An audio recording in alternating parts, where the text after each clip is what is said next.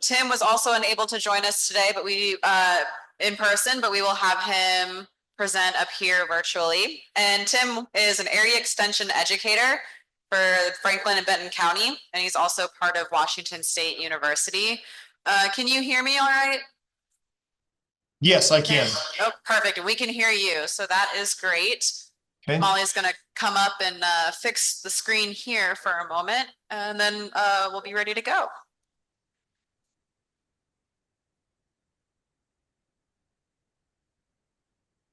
We see your presenter. You're on it. Okay. Perfect. Does that work? Yep. Great. Looks great. Thanks, Tim. Okay, well, I'm going to go ahead and get started. I appreciate the invitation to speak today, and I apologize for not being there in person. I really prefer to present in person, but this is the way it worked out for me this week. So I'm going to talk to you guys today about a project or some projects I've worked on for trying to identify alternatives to neonicotinoids for managing insect pests in potatoes. Some of the content that I'm going to share here was provided by a collaborator of mine, Alan Schreiber, so I want to point that out up front before I forget to do that during the presentation. Okay, so a little bit, this is the outline that we're going to sort of follow as we get through this. We're going to talk about the current situation with neonicotinoid insecticides.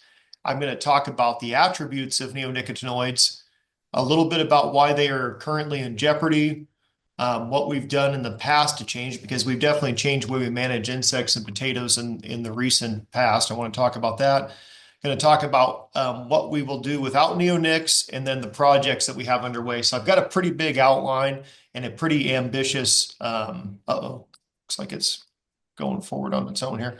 I've got a pretty ambitious outline here, so I may go kind of fast for some of this, but I'll try to get you the intended message here today. So in Eastern Washington, this is what neonicotinoid use looks like in potatoes. So if you add those up, 100% of the acres, or nearly 100% of the acres, are treated with a neonicotinoid. Some of those are done as a seed treatment, some of those are done as an in-furrow, and some of them are done post-emergence, or just shortly after emergence, with any one of three major products that are used. And this is the situation based on a recent survey in Western Washington. So again, high adoption of use, and these are seed treatment or in-furrow applications. So you'll see that thiamethoxam, commonly Cruiser, imidacloprid, commonly Admire Pro, is used as a seed treatment or as an in-furrow treatment. So when you add those up, that's actually greater than 100% of pre-plant treatments done with neonicotinoids, which is kind of interesting. And then if you look further, when we go to post-emergence applications, there's actually quite a few foliar uses of neonicotinoids. So about a third of the acres do not get a foliar neonicotinoid, but a third of those get straight imidacloprid as a foliar application, and another third of the acres in Western Washington reportedly get a package mix that includes imidacloprid. So one thing that I wanted to point out here is when we talk about neonicotinoid use in potatoes, we generally say if you use an at-plant neonicotinoid or an in-furrow, you should not use a foliar. And this is really because of resistance management. So if we looked at the two previous slides and we add the percentage of acres up, we had about 100% that are getting treated as seed treatment or in-furrow, and then about 66% of the acres treated with a foliar application. So that adds up to 166%. I know it's late in the day, but we can all probably come to grips with that math. And it's not good math because we really want to be careful with how we use those neonics to avoid resistance. And if you look at most of the labels, for example, this is often a Meyer Pro label. And basically what this says here is that neonicotinoids can be, resistance can develop in insect populations when neonicotinoids are used regularly. And it says that if you use a neonicotinoid as a soil application or as a seed treatment, you should not be using a foliar application. So I just wanted to throw that out there and caution you guys that neonics are used a lot currently, but we do need to be careful about how we use them. Okay, so a little bit about neonics. Really, and this is a lot of this, my information comes from the Columbia Basin, so it's a little bit different, but insect management in potatoes can be complicated, but neonics make it very, very much easier. We can put them down at planting. They're pretty broad in spectrum, and they're quite efficacious. And we know this from studies, and you guys probably know this from your commercial fields as well, that when we use neonicotinoids, we get often about 80 days of control, at least in the Columbia Basin, for Colorado potato beetle and aphid. So this is a graphic from some research we did several years ago, and the growers were asking me, do we get better efficacy out of Admire Pro, Cruiser Max, or Platinum applied lay-by? And so we did a study, and you can see here on the x-axis the day of the year, and on the y-axis the number of beetle larvae that we were counting. The dark blue line is the untreated check, and then the different neonics are represented by the other three colors there. And this was an April 15th planting, and what you'll see is we basically got efficacy out to the beginning of July with all of those products. So basically no difference, but good long residual control. So not a surprise probably, but that's what we get with neonics. They work well for us. So a little bit about neonics, you guys probably already know. They are inexpensive, they're effective, they are systemic. So by systemic, these move up in the plant, right? So they can be taken up in the roots and they can move upward in the plant. They are broad spectrum, relatively broad spectrum. They have a relatively long residual. They're rather safe for handlers, and they're applied in a way that minimizes exposure. And by minimizing exposure, I mean to people and to non-target organisms in potatoes. And they're really under a lot of attack right now. So these are the three common neonics we use in potatoes: clothianidin, imidacloprid, and thiamethoxam. Thiamethoxam or Cruiser and imidacloprid or Meyer Pro, probably the most prominent ones that are utilized. So why are they under attack? So they are under attack, and basically public perception. So I pulled some stuff, and some of this is old, but it's still pertinent. Back to 2015, Lowe's is talking about getting rid of neonicotinoids. They don't want neonicotinoids because of danger to bees. I went online today, and at Lowe's, you can purchase 160 different products that contain neonicotinoids. So they're serious about it, but not so serious they don't still sell them in their stores. Home Depot further, of course, Home Depot and Lowe's try to do the same thing. But if you go on their website, Lowe's has done a little bit better, or Home Depot, sorry, has done a little bit better. They currently only have 28 products that contain neonicotinoids on their online shelves that I saw today. Scotts Miracle-Gro came out with another statement that they were going to try to omit neonicotinoids. And it actually looks to me that Scotts Miracle-Gro has done pretty good, and they've nearly eliminated, or as far as I can tell, eliminated neonics in their product profile. So that's all good and well. And then of course you have Walmart joining the thought there. And Walmart, of course, is looking at several other products. They're looking at different IPM practices. But again, on the Walmart website today, I did a search. I could find 42 different products containing imidacloprid and 8 containing thiamethoxam that I could either walk in the store and buy or order online. So a lot of these big customers, or not big customers, big retailers are talking about wanting to get rid of neonicotinoids, but they still are quite comfortable selling them for the most part. So neonics have been implicated in bee decline. And I'm not going to go into great detail on this, but there are a lot of things that have been contributing to honeybee decline over the last decade or more. And pesticides are certainly one of them. And neonicotinoids can certainly be toxic to bees when they're applied in a way where bees can come into contact with them. Again, I'm not going to spend a lot of time talking about that. And the reason I'm not going to spend a long time talking about it in potatoes is because the way we use neonics in potatoes is a very low exposure situation for bees. And I've walked a lot of acres of potatoes over the last 18 or 20 years or so, and I don't come into contact with very many bees. And I don't know that I've ever come in contact with a honeybee that was purposely in a potato field. So I think there's very little risk, but that's not my decision if neonics are ever going to be banned. So briefly wanted to talk, we often get uncomfortable when we talk about change, and this is a pretty messy table. I think this is probably the worst table I'm going to put up here today. But I just wanted to show you guys that we've made changes. And, I've got some data on here from 2006. And like I said, this is kind of a complicated table, but it basically shows each line here or row is a different field. And you can see, and this just comes from different commercial fields in the Columbia Basin, and it shows the products that were used. And then at the last column here, the number of applications for that field. So when I started this job in 2006, Temic and Monitor and Furidan were still available for use. Those are no longer available for use. And you'll see that people were using those products pretty regularly and making a lot of pesticide applications. The lower data is from 2021, again from some commercial fields, and it shows the products used and then the number of applications. And what I wanted to point out here was the range of applications in 2006 was anywhere from 9 to 17 applications during the growing season to control insects and potatoes in the Columbia Basin.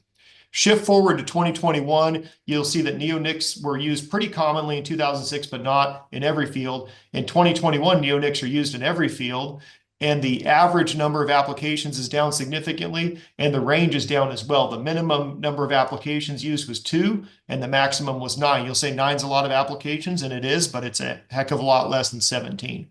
So anyways, we have made changes in the past, and we're certainly capable of making changes. So when neonicotinoids become, no longer allowed for use, which is pretty likely in the coming years, we will be able to manage, but we need to be prepared for that. So the next thing is, what have we done about it so far? So I'm currently working on some projects. I have worked on some projects in the past that look to find alternatives to neonicotinoids. Again, I'm pretty big proponent of neonicotinoids. I know they work well. I know they're pretty safe in potatoes, but I do know that we need to be prepared. So one of the bigger efforts that's ongoing right now is a specialty crop research initiative project funded by USDA. And the title for that is Enhancing Integrated Pest Management Strategies for U.S. Potato Production Systems. And the table there is the list of most of the people working on that project, led by Sophia Zendri at Michigan State University. And I just threw this up here to show you guys that there's a lot of people working on this, and we're trying to put a concerted effort in to identify alternatives for potato growers. And the objectives on this project that I'm working on are listed here, objectives 1, 2, and 4. And I'm going to go through those in a few slides here to explain to you kind of what our efforts are underway right now with this particular project.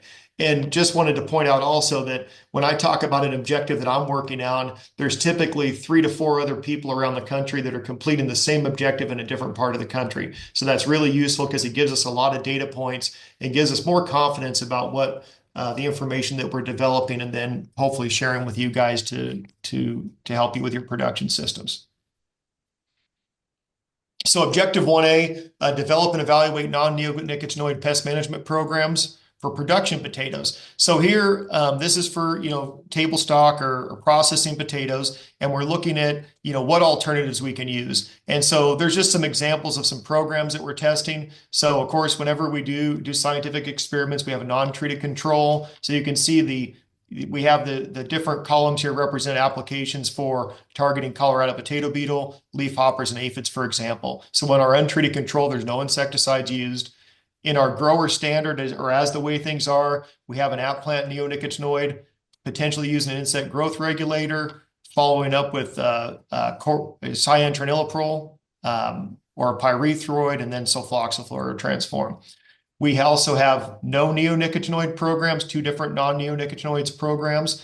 We have some that have what we call higher risk products, which are highlighted in yellow, and those with level 1 or low risk environmental products, or low environmentally risky products listed or highlighted in green. So for example, we have cyantraniliprole plant, spinedoram as a foliar application, flupyrofiridone as the foliar applications. In our low risk, we have an RNAi product for Colorado potato beetle control, followed by chlorantraniliprole, by fluopyretafurone, by flonicomed. And then, of course, we have an organic program here. So again, the idea here, from previous research that myself and Alan Schreiber and others have done, we know that these products here that are highlighted in yellow and in green are effective for different pests, but we know that growers are not always using these as much as we'd like. So we're demonstrating how these programs might work. So these are ideas that we can put out, and then we can compare what we find in these trials to the grower standard, so you guys can have an idea what might work going forward. One thing I want to point out is none of these products have the residual that a neonicotinoid does. So cyantraniliprole is probably the closest, but there's really nothing. If we take the neonicotinoids out of the system, there's nothing you're going to throw in that's going to do the same exact thing as a neonicotinoid as well as it does. So anyways, this project is currently underway and has been completed at 4 different locations for the first season, and will be done an additional 3 more times after that in subsequent seasons. We're also working on objective 1C. So that was objective 1A. This is 1C. And the program here is to develop and evaluate non-neonicotinoid pest management programs. And this is targeted in seed potato production and to limit virus transmissions. One of our biggest fears about losing neonicotinoids is neonicotinoids are systemic, they're long-lasting in the plant, and they do a really good job of mitigating the spread of some viruses, particularly potato leaf roll virus. Potato leaf roll virus used to be a big problem in potatoes, and when the neonics came on the scene, it virtually eliminated potato leaf roll virus. Potato virus Y is still around, and the difference in that is because the way they're transmitted. And I'm not going to talk about that right now because that takes more time than I have.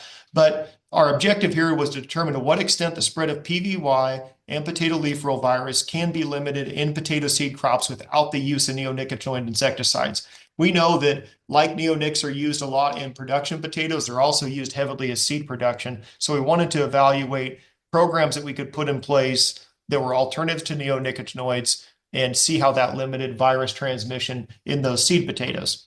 So we did this project this year. Oh, I lied. There's one other ugly table. This is a pretty ugly table here, but this lists the treatments that we evaluated in seed production. What I wanted to point out here, we have 8 different treatment programs numbered from 1 through 8. We have treatments 1 through 6 are with Umatilla russet. They're all with a known amount. I think these had 1.5% PVY in the seed we received, and this seed was all used at the same. The same seed was used at all locations across the U.S. And then treatments 7 or 8 are with Mackinac potato, which is mostly resistant to PVY. And then these are the different spray programs that we evaluated. We had Verimark that was put in furrow, and we followed that up with Pure Spray Green, which is a crop oil, every week throughout the growing season. We had that same program, but then also put some aphicides in with it to see if the aphicides would improve on treatment 2. We had treatment 4, which is kind of an old program where we had Platinum, which is a neonicotinoid, followed by a Pure Spray Green program weekly. We had treatment 5, which is that program 4 plus the aphicides. And then we had treatment 6, which is the neonicotinoid, and then Warrior applied, which is synthetic pyrethroid every other week. And then treatment 7 and 8, again, 8's an untreated check, and treatment 7 is the same as treatment 4, but with a different cultivar. So again, that's a lot there, but basically we wanted to do what you might do in a seed production scenario and then evaluate what that did to virus transmission in the crop. So in 2025, so that was what we did in 2024. And in 2025, what we'd like to do is do grow outs of those seed lots that we produce. So basically each of those treatments would result in, there were 6 replicates, so 6 times 8, 48 different plots. And we're treating those as different seed lots. And we'd like to grow those out during the 2025 growing season and then evaluate what the virus load looks like in potato virus Y predominantly, but also look for potato leaf roll virus. So again, these are all things that we're doing to try to help growers come up with different scenarios that they might use if neonicotinoids were to be banned.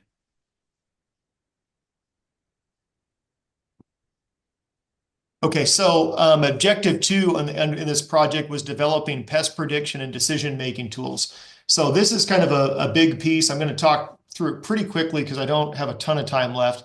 But this is really working to bolster our decision aid system at WSU. So Dr. Dave Crowder has put together this potato decision aid system. And we think that it's a good tool, and we want to try to develop and bolster this tool a little bit to make it better for growers. So that's a big part of this project as well. And then another part of the project is getting this system into other states in the US, because we think that it's pretty good and we think other states could benefit from this system. So I'm going to go over this really quickly, but I don't know how many people are familiar with the decision aid system, but it's used to help manage different pests. So it basically works with phenology models for pests like potato beetles and psyllids, and then hopefully aphids down the road. So right now, one of the things we're doing is we're collecting insect data from various locations around Washington, and we're using that data, we're sending that data to Dr. Crowder's lab, and they're trying to develop more phenology or degree day models that can help growers predict when these pests will be present in their fields to help with management. Again, I'm not going to go through this in great detail, but if you go to the WSU Decision Aid system, you basically can create an account, and then there's various weather stations around the state that you can get access to. When you get access to those weather stations, you can look at insect models, and those insect models can help predict when insect hatch is going to occur in your region or in your area near your weather station so that you can target your insecticide applications. So again, I'm not going to go over this in great detail, but if you go onto the site, you can basically look at these graphics over here, and they predict when egg hatch is going to occur, like with Colorado potato beetle, so that you can time your insecticide applications. So that's pretty neat, and you can actually sign up for alerts to come onto your phone. So you can basically sign up for text message alerts. So there's a My Alerts tab up here. You can click on that and you can sign up for email or text message alerts.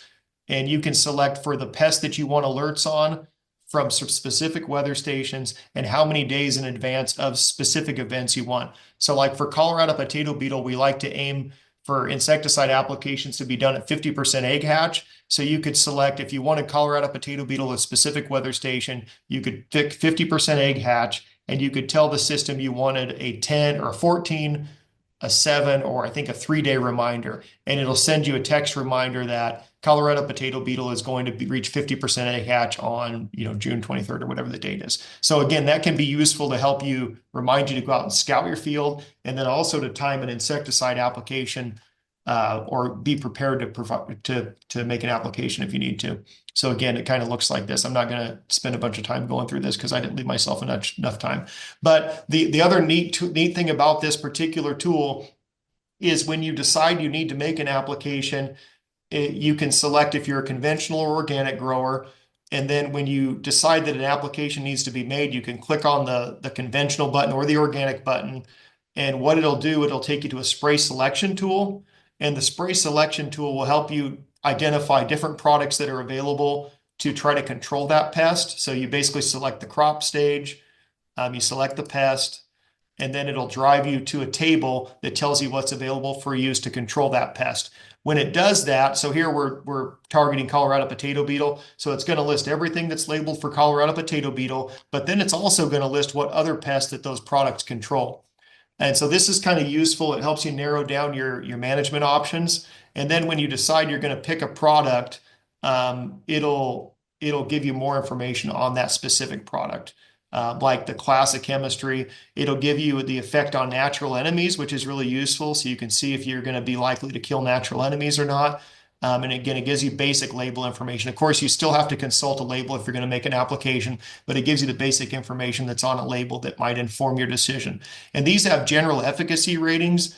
And those are, Kerry Wolub spent a lot of time developing this tool, and I helped Kerry with this a little bit. And basically, it'll tell you if the efficacy is excellent, good, fair, poor, or if there's no data on it. So anyways, it'll give you a relative efficacy rating as well if you're not familiar with some of the products that are populated in that system. And this is all backfilled on this potato crop protection guide. So anyways, some useful information. And again, we're going to be promoting this system and then trying to learn from growers and consultants what we need to do to modify this system to make it more useful for you folks. So the basic idea there, there's phenology tools to predict pest life cycles. The text or email alerts, I think, are going to be really useful. And then management selection or spray selection tools, which I think is pretty useful. Okay, sorry, I'm trying to consult how much time we have left here. I think I started about 5 minutes late, so I think I've got about 5 minutes left. Okay, so the sum of this, so we have multiple modes of action to target every insect, pest, and potatoes. So we have other tools besides Neonic, so that's a good thing. If you look down the list, we have, like, for Colorado potato beetle, there's like 11 different ingredients that'll control Colorado potato beetle. So the nice thing is we have options. Aphids, we have 8 different products. Leaf hoppers, we have fewer products. Leaf hoppers is probably the one that makes me the most nervous because with leaf hoppers, we have fewer active ingredients than anything else. So if we lose neonics, that's the one that's going to be a little tougher to control. So again, we're not going to lose much efficacy. I think the one thing we're going to look at is probably more applications. I'll talk about that here in a minute. So again, we don't have anything that drops in that's going to be the same as a neonicotinoid. It's been an obvious use in the industry and very useful, and it's going to force growers to use more foliar insecticide programs. And I think there's some ramifications with foliar-only programs. So aphid control is going to be not as perfect as it used to be. And we really are concerned with these products that some of them take a while to kill aphids, and, PVY transmission is probably going to go up, and we're worried about potato leaf roll virus resurging as a pest without these neonics being in the system for a long time. The neonics are active in the system for a long time, so it really limits transmission. And most of the products that are replacements for neonics, or all of them, have shorter residual, shorter term of efficacy. So we're really worried about that. So we think we're going to have to scout more, and we think it's going to cost more to control insects in potatoes because neonics are relatively inexpensive. They're relatively inexpensive to apply. And when you look at pulling the neonics out of the system, you're probably looking at adding another 2 or 3 applications during the growing season to control the same number of pests. So I'm not going to go through all these slides in the math, but basically it's probably going to cost growers quite a bit more money to control insect pests in potatoes, particularly in years where we have high insect pressure. As you guys know, insect pressure varies a little bit from year to year. And some years we have a very high number of insects and number of fields that are infested, and those years are going to be quite expensive, I think. And if potato leaf roll virus comes back, this throws the economics right out the door because the threshold goes much lower. So right now we're working on an aphid threshold in the basin of about 5 per plant. And if potato leaf roll comes back, that threshold probably goes back down to 1 per plant, which is, again, that's a very, very low threshold, going to be a lot more expensive to control.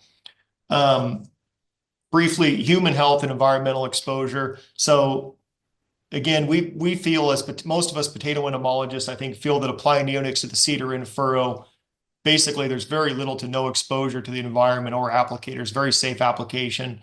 And if growers switch to ground applications for early season potato beetle or aphid control or aerial applications, we think that there's going to be more risk to the environment and applicators. And the reason that these major retailers have a dim opinion about neonics is pollinator safety. And we think that that's probably a concern in other crops, but we feel like it's very low risk in potatoes, but sometimes that just doesn't matter. So anyways, I think I'll probably end it there because I just about have used all my time, and I want to leave a couple times for a little bit of time for questions. But, one of the things we're worried about is a resurgence of pests that we don't know about. And in the Columbia Basin, we've had a lot of pests come in since the 90s. And, it's the unknown that makes us a little bit nervous. So anyways, I'm going to close there. We've done some other projects. I'm not going to talk about them because I ran out of time, but I did want to acknowledge the Washington State Potato Commission, particularly Matthew Blue, with helping us with some of these projects. We've worked a lot with processors on these projects and will continue to. And then again, I started at the beginning to say Alan Schreiber helped me with some of these slides. Alan and I have co-presented on this before, so I wanted to acknowledge him.